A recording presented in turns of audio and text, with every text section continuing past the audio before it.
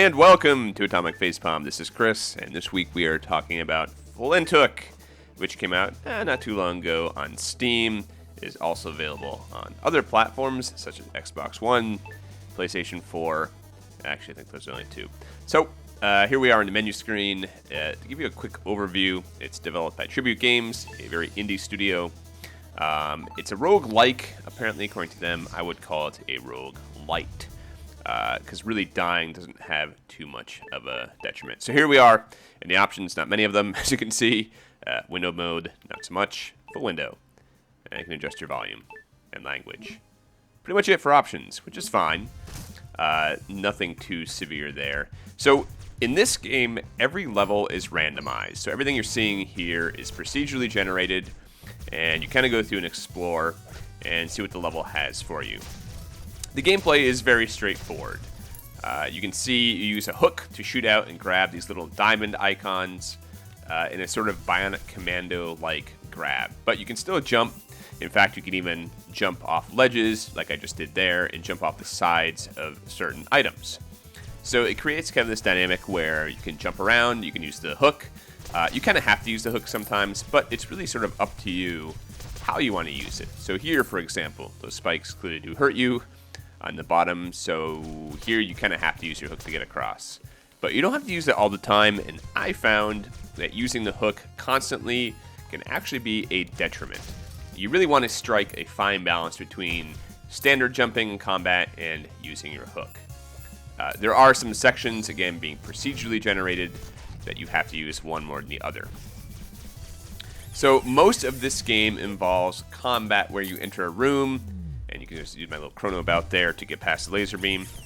And every time you enter a room, there's an instance. It randomly generates monsters. You have to defeat these wave of monsters to then progress.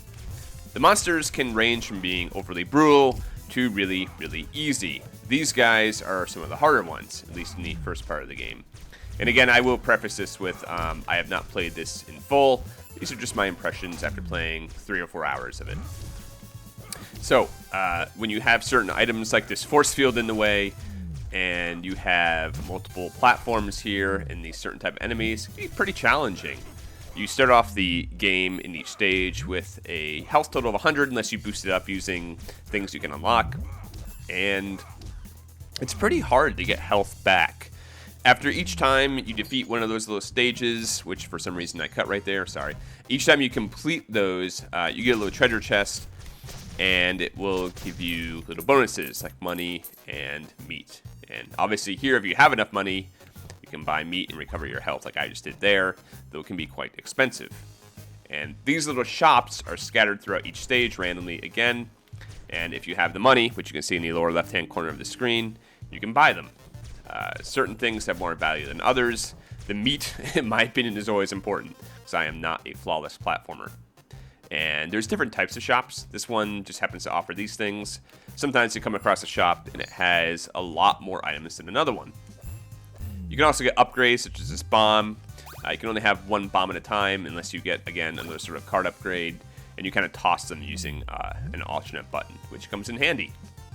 So really the gameplay again in this game is very simple. Platformer, jump up, jump down, jump through the thing, shoot everything that moves, and upgrade yourself. And you kind of want to get points, and the whole idea is to collect bounties, which again are randomized. So at this point, I don't remember which bounty I was going for. But for me, it was a little confusing on how to actually collect those bounties. What you have to do is go through the game and beat stages, and not only beat the stages, but collect these little icons, which will show in a little bit.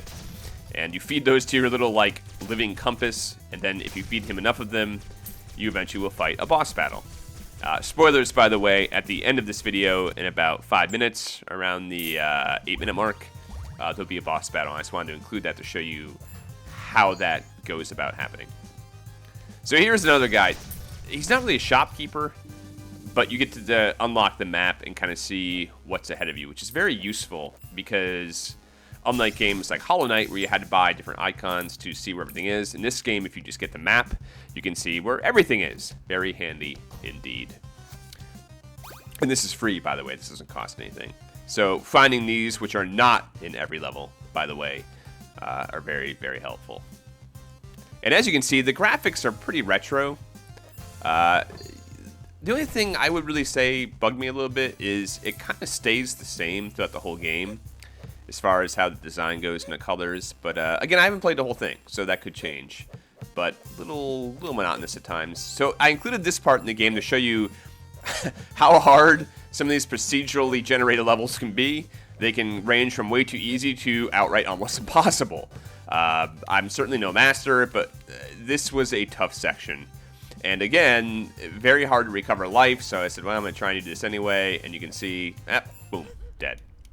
And when you die, again, not the biggest deal. You still get experience, you still get money, and you actually go up levels too. So not really a roguelike in my opinion. More like you just only have one life per level, and then you can redo it. So every time you beat a level or start off the game, you can kind of go into different subsystems here, like the relics. These really are just cosmetic as far as I can tell. You can collect them and go through the game and just see how many you can get. I had to buy a lot of these, and they're kind of expensive. And the black market you will go to often. This is where you buy upgrades for your character. You equip cards, essentially. I didn't find this all that intuitive. I was actually pretty confused on what was equipped and what wasn't. So, for example, to the left, those little... Okay, so I obviously have the quick hook, right? So I said, okay, I guess what I have in here is what I have equipped, but it took me a while to get that. The quick hook, again, is your little bound and commando grappling hook. The pistol, pretty self-explanatory. The chrono belt is what I was using to slow time and go through those little laser beams. And here is your compass and bombs. So here's the stuff you can buy. It increases over time, depending on what you collect in the stages. And I think just depending on the more time you spend in the game. I bought a lot of these little things that give you extra slots to equip. So in other words, more of these you buy, the more items you can put on your character. So this is another example of what the game does as far as environmental obstructions. There's poisonous gas in the bottom that takes away health. And it also has these Mega Man 2 kind of self-propagating blocks, which after a timestamp will teleport to a different area. So there's a lot of different challenges. I did not find it monotonous in that sense at all. I had a lot of fun playing this game. For me, it's the perfect game where you can spend 10 minutes and feel utterly enjoyed, or you can spend a couple of hours and feel pretty enthralled too. Overall, this is a fun game to play. Again, you know, the levels being procedurally generated have their issues. Now and then you will see repeating textures, and you will also see things that just kind of look a little wonky. So this is an example of me actually beating a stage. Imagine that. You get those little green things, and those are what you have to feed to your compass. For whatever reason, I had trouble with this. I don't know if it's because I was spending them or doing something wrong, but I felt like I had enough, but still didn't get the bounty. So beating the stage, pretty much the same thing as dying, except you actually get those much-needed things to feed to your compass, so you can progress through the game. You get that nice little cinematic there at the end, too. Then you just basically choose different stage. And here is the boss battle. So, hey, spoilers, if you don't want to see the boss battle, turn this off now. Go away. You've been warned. But if you do want to see an example of what one of the bosses looks like, well, here you go. I found it to be the right amount of challenging, not too punishing, not too easy. I definitely bumped my guy up to have a lot of extra health, which helped, but I didn't have too many other upgrades besides that. And I love this little animation of him hiding in the weird shanty there. So this, to me, reminded me a lot of like games like Contra or Life Force, some of those old, real classic NES games. It felt a lot like that. And you can kind of see it throws a lot of things at you at once, but it's doable. It's not like you have to die 1,000 times to beat this guy. I think I only died once trying to beat him. And you might be able to tell here. Yep, there you go. So you can use your hook to pop bubbles and make bad guys vulnerable. And here you go. This is me beating him. But you can see I only have 15 health up top. It was pretty tense there for a while. So yeah, I would say that this was the first boss battle I fought. It's kind of sad, actually. I felt bad for this guy. I wanted to like hug him. Overall, again, right amount of difficulty. A fun game for 15 bucks. I feel like this is a well-worthy investment, especially if you like old-school platforming games. You see it has a lot of personality and style. So, money well spent, in my opinion. I would say go out and buy it. this is not so much a review as it's just, hey, this is what I think it is. It's a quick game. It's fun. And it's a good throwback. And I just wanted to include this last section to show that you can actually upgrade your character to get more health permanently and stuff. And look at all that awesome lucre you get by beating the boss. So yep, that's pretty much it. Just wanted to give you guys a quick heads up on what this game is, what it's all about.